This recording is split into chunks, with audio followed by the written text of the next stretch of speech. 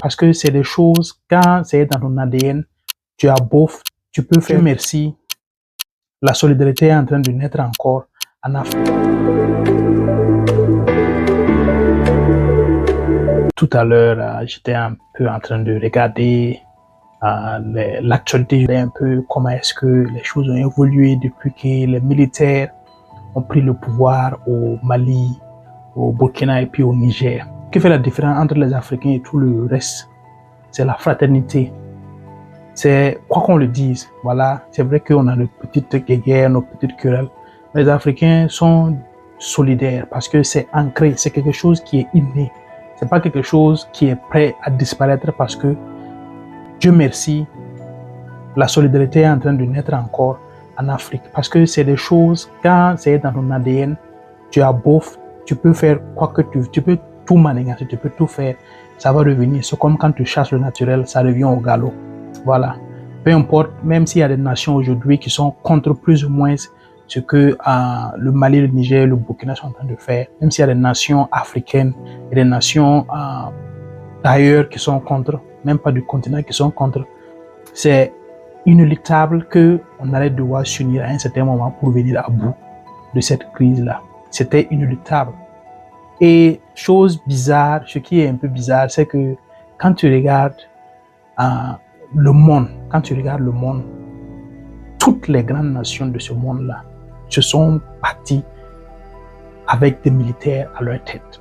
Que vous ayez dans le Moyen-Âge, que vous revenez dans, je sais pas, l'époque industrielle, la première, la deuxième guerre mondiale, quand vous regardez les grandes nations, ils étaient dirigés, ou du moins se sont faits avec des militaires pour la plupart d'entre eux, pour ne pas dire pour la majorité d'entre eux, avec des militaires à leur tête.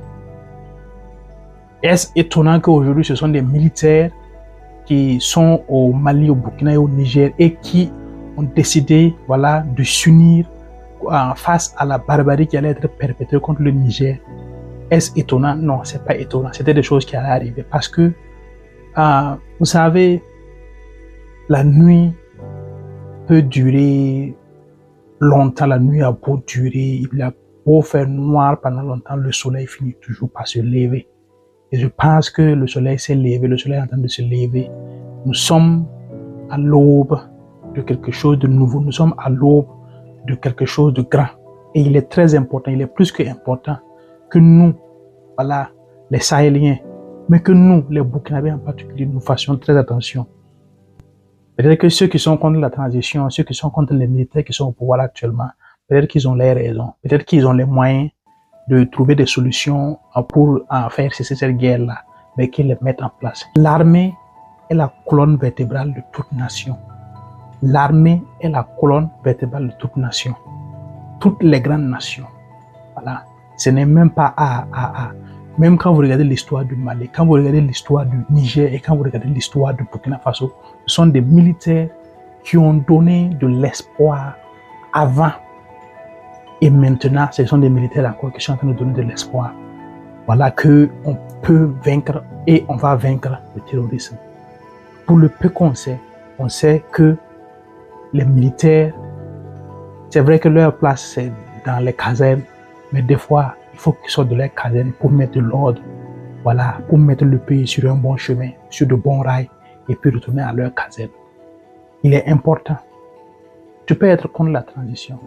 Tu peux être contre, je ne sais pas, tu peux être contre la tête de quelques ministres, de tous les ministres de la transition. Mais il est important que tu fasses une chose en tant que Burkinabé. Faire en sorte de ne pas être responsable à ce que l'armée s'entre-déchire. Parce que l'armée tient le pays. L'armée est la colonne vertébrale de toute nation. Il est important. Et pour recentrer un peu, comme je suis au Burkina, mais je vais recentrer parce qu'au Burkina, il y a encore plus de tiraillements par rapport à la transition. Et c'est triste de voir que la majorité, la plupart de ceux qui sont en train de critiquer, de dénigrer, de dire des choses pas possibles sur cette transition-là, ce sont des Burkinabés. C'est eux qui insultent et puis d'autres personnes, d'autres pays récupèrent et puis ils font ça des railleries, ils s'en moquent et puis voilà, c'est comme ça. c'est nous qui prêtons le flanc. Que nous, les Burkinabés, nous mettons de côté notre égoïsme.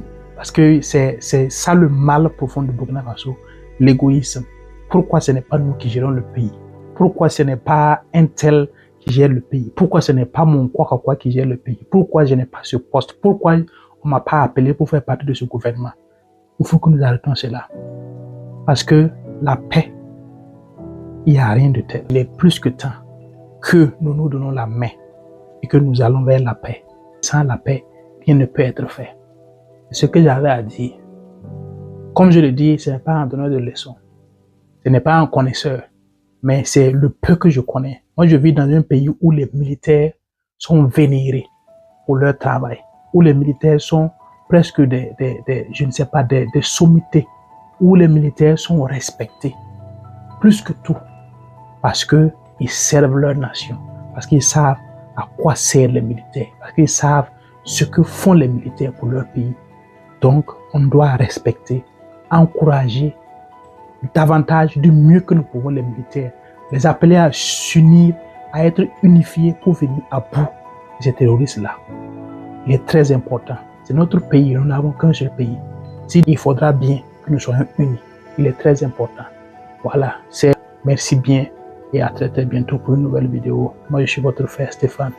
Peace.